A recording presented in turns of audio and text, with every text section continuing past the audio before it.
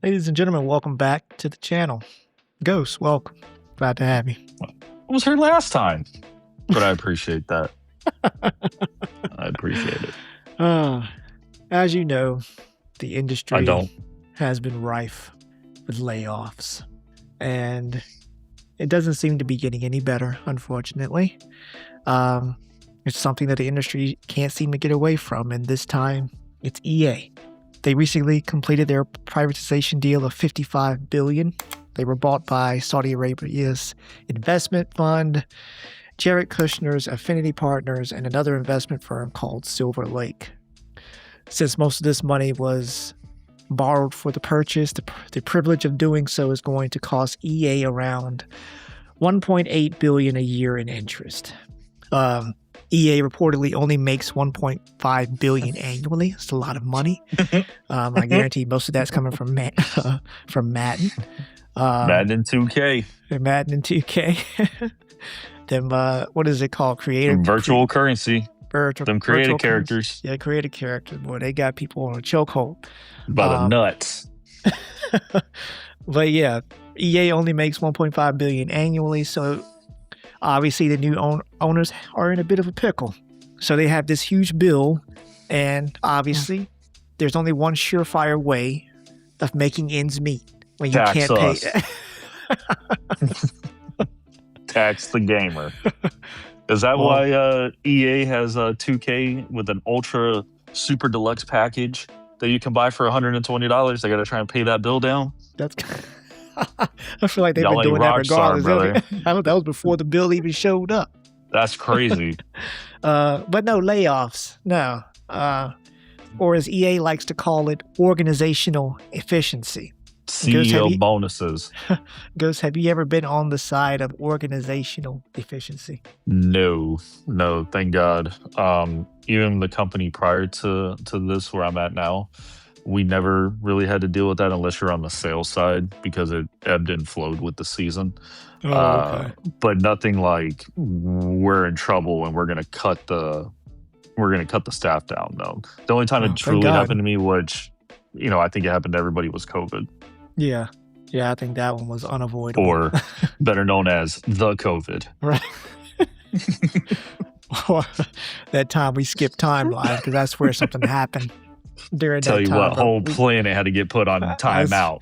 I swear, no more hot girl summers.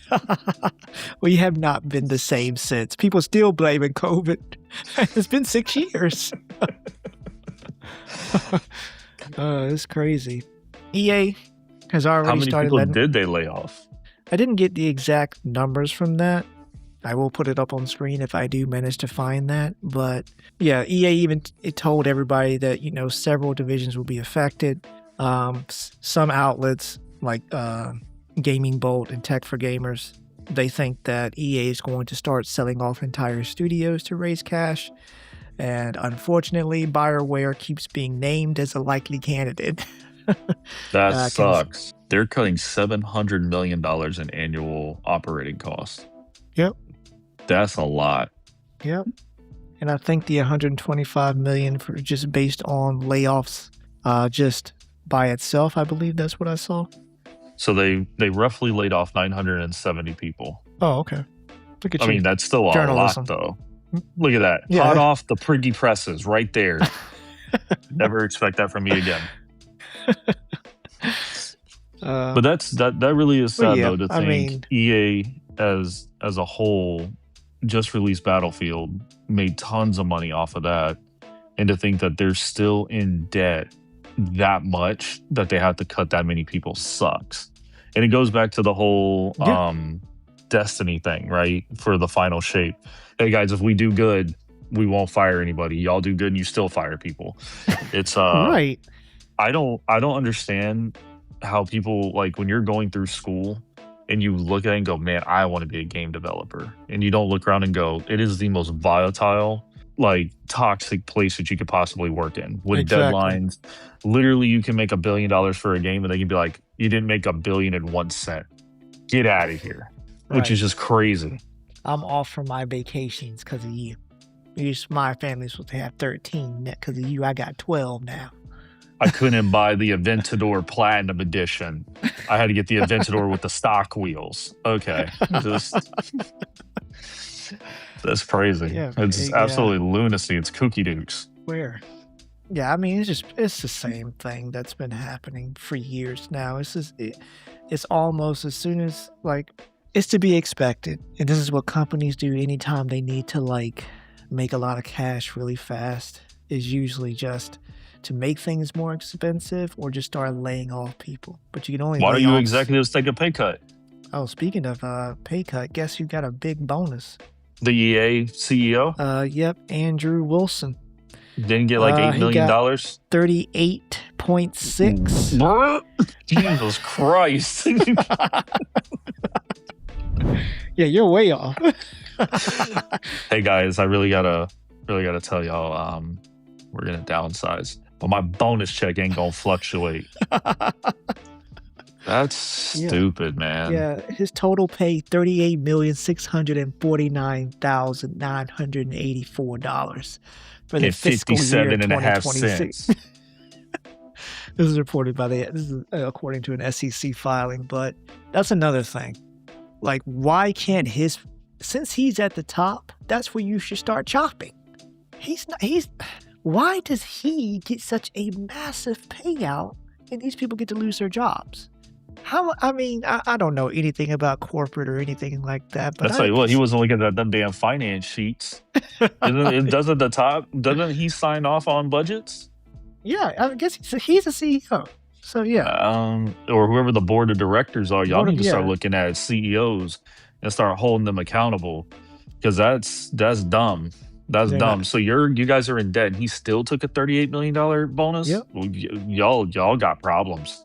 And I work in the corporate world. That's not great. It's not a good look. But what are you going to do? It's EA. At the end of the day, people are not going to stop playing Madden. We got guys in our Discord that talking about the new Madden or 2K that's coming out. One of them's already playing. He's already told us he ain't playing with us. He said, "I got to get through. I got to get this itch, and then I'll be back." I was offended. But yeah, that's kind of crazy. To be expected, though. The people at the bottom are always going to get cut. It's the complete opposite of what should happen. He should at least take a 10% cut to his salary.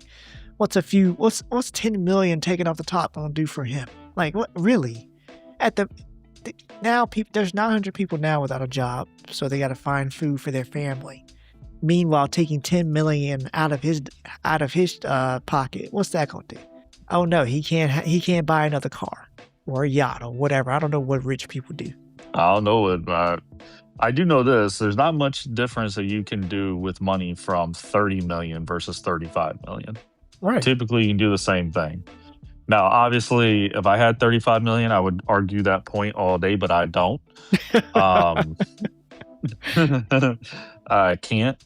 But I just that does suck, and it's sad to see a negative and then them try to spin that into a positive that he got all this money.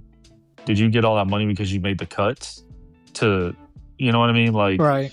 I don't know, man. It just sends a bad message, but that industry is never going to change.